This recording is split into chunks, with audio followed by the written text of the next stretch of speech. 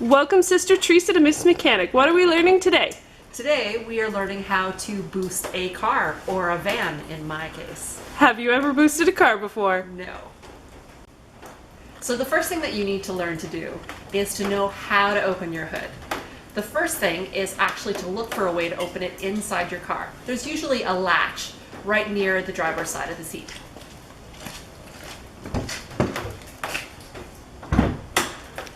There you go.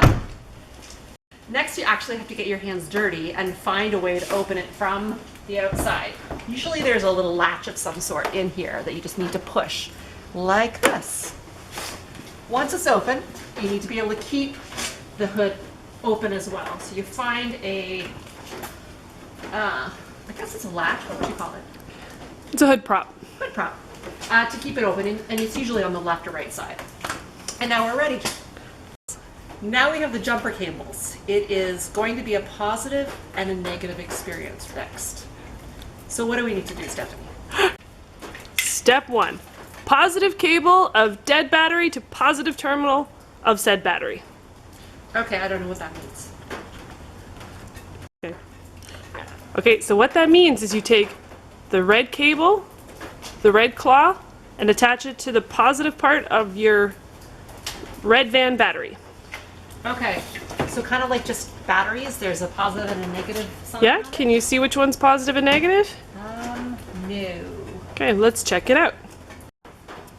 So we're trying to discover which one is the positive and which one is the negative terminal. There's a couple clues you can use for this, but it's always good to have a spare rag, or if you keep napkins in the glove compartment, use it to kind of rub off some dirt and you'll be able to see that Teresa is correct. She has found the positive terminal.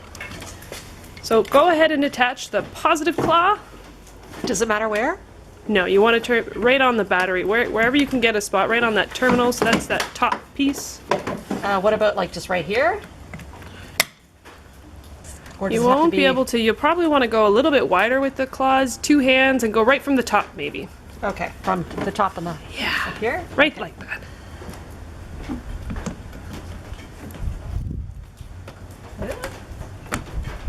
Yay! Great. Okay, so take that black cable, so that negative one, and just let it hang out on top of that engine cover. There you go. Now you know it's nice and safe and you don't want to accidentally short things out. So now we go to the other car. Okay. And you're going to do the same thing with the positive side on this car. Well, here I can see very clearly that the positive is right here. For you. So what do I do with the black claw? So on the good battery or the donor battery, you're going to put the black claw on the negative terminal, so the black terminal. Okay. If it is color coded. But first, I want to check to make sure that the black claw on my vehicle is not on the negative terminal. We don't want sparks. So I'm checking. It's good. Ta-da! So what's next? Next, we're going to take that black lead on the dead battery side, and we're going to find what we call a ground to place it on. So, when you connect that last piece, it will create a spark, and if your battery is dead, that could have some hydrogen gas on top of the battery because it is dead and it could accidentally light a fire. So, you want to be as safe as possible and pick a spot as far from the battery as possible. Okay. The good news for us is everything that's metal on the car is basically attached to that ground side of the battery. That's why we leave it till the end. Okay. What have we found? We have found a metal spot a little farther away, but still reachable.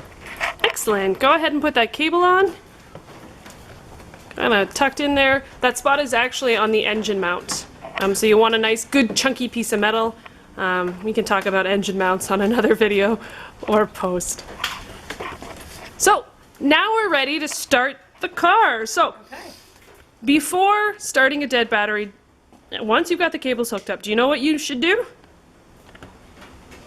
Use my keys to start the car? Excellent. I don't know. Okay. Should the car of the good battery be running or not? Yes, because it needs to be charged to charge the bad battery. Yes. Okay. So if your battery is dead enough, on the dead battery, and you don't have the running car on, it could drain the battery too much that you could then have 2 batteries that are dead. Oh, I didn't know that. Because you don't necessarily know the condition of that brand new battery. So you don't want to just leave it hooked up and do nothing for too long, like go out for a meal and come back? No, that is definitely called a battery drought. That's accidentally leaving your lights on. Batteries do not like that. Okay. If you're forgetful like that, always keep a spare set of cables in the car. Fair enough. So, Teresa, Okay.